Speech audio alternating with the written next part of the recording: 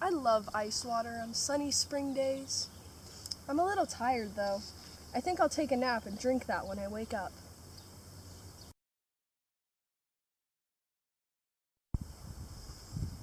Always nice. No, my water. Where did my ice go? What? No one stole it. I need a chemist! Did somebody say chemist? I'll show you where your ice went. To the inside!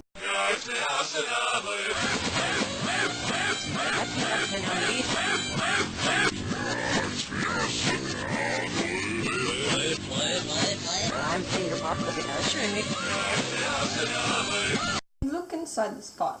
You will see there is ice.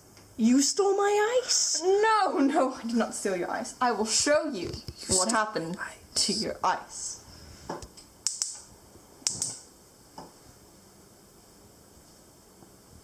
The ice is still there. I don't understand. You'll see. Give it some time. Wow. So the ice didn't get stolen. It just changed. What happened? Indeed, it did. It changed states. States of matter. There are 3 states of matter. And the first you saw was ice. But as we added heat with the stove, you could see that it turned ice into a liquid. After more time on the stove, you can see that it begins to boil. And turn it off. You can see it rise as steam because it's turning from liquid into a gas. Wow, that's cool. Hello and welcome to NotChemistryHelp.com. My name may or may not be Dr. Kent. So today we are learning about the phases of matter. First, we have a solid. As you can see here, the particles in a solid are very close together and hardly move at all, like slight vibrations. As an example, you have ice. Ice has a definite shape and a definite volume. Next, we have a liquid. Liquid particles, you see, they move around, but not as much as a gas and more than a solid. They're not able to move all the way around the container of sorts. And so, you see, they do have a definite volume, but they do not have a definite shape. As if you took water and poured it from one container to another, it will take the shape of that container. And next, we have gas. Gas particles move all around in all sorts of directions, and they do not have a definite shape, nor do they have definite volume. And next we will talk about the changes from one state to another. First, we have a solid to a liquid. That is called melting, such as when ice melts in water. And next, we have vaporization. Now, that, as you can see, is when water moves and turns into steam. And you also have the other direction. You see, this is adding heat, and this is taking away heat up here. And from gas to liquid, it's called condensation. And you have liquid to a solid, that's called freezing. And then you have these 2 special cases that skip liquid completely. From solid all the way to a gas is called sublimation. And from gas all the way to a solid is called deposition. Nifty home experiment. Super cool, super cooling. Now what you need for this super cool, super cooling nifty home experiment is bottled water, preferably unopened because that is what we decided to use. Low freezing apparatus, also known as a freezer, an ice cube to get the whole thing started, and a bowl. And you probably want multiple bottled waters, just in case. The steps for our process. First, this is a very complicated one. You may need adult supervision.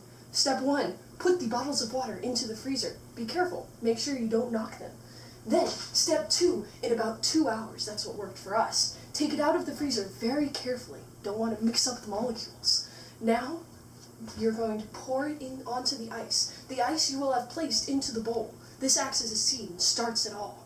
And then, you must amaze your friends with your new ice powers. And now we try it. Liquids that are supercooled are trapped in a non-frozen state, even if they are far below their freezing point.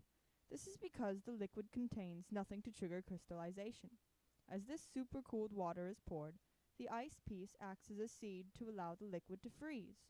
Supercooling often happens in high-altitude clouds. And now, intermolecular forces, which are the attractions between molecules. The first and weakest is London dispersion forces. This is caused by the momentary polarization of an electron cloud. Now, as you can see, at random points in time, electrons may move to one side of the nucleus. This causes a momentary point where one side is more negative than the other. It is very weak and random, but it is more likely with elements with a greater weight because there are more electrons. The second and slightly stronger force is the dipole-dipole.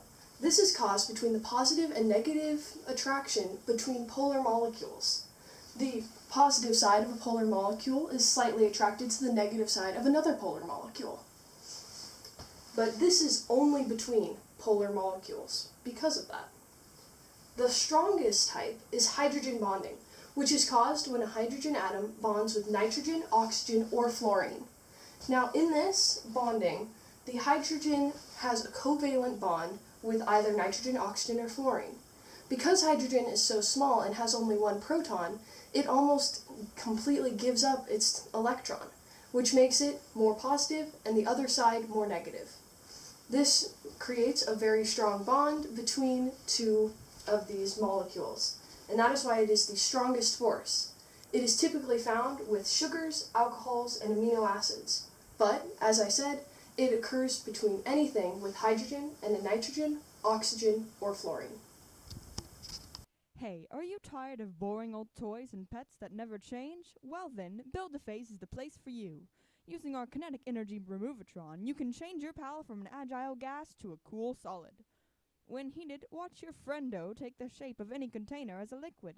Can your pets and toys do that? I think not.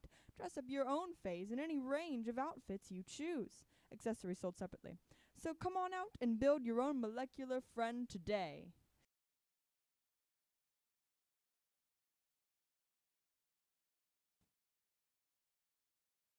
The triple point is when a substance is at the correct temperature and pressure to coexist as a solid, liquid, and gas at equilibrium. And now for this evening's program, the bonds of time. It begins on a lovely winter day. It is cold. The two molecules have a tight bond. They seem solid.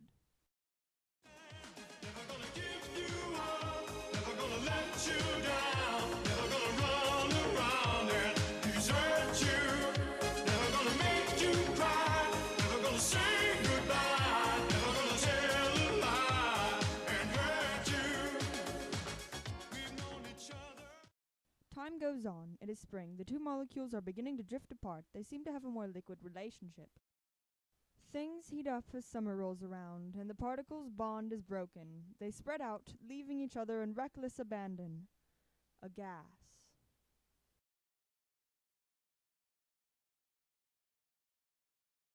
As fall approaches, one molecule bonds with someone more like itself, and the other finds someone it likes better. But we all know that fickle molecular love never stays in the same state, especially when things heat up. Join us next time for the bonds of time. Now it's review time. If you were paying attention the first time. So first, we learned about the phases of matter, solid, liquid, and gas, and their properties. Next, we learned about intermolecular forces and the varying strengths between London dispersion force, dipole-dipole, and hydrogen bonding. And then we learned what the triple point was. And then, we learned more about phase changes in our nifty experiment. And this was all brought to you by Build-A-Phase. Fun for any age.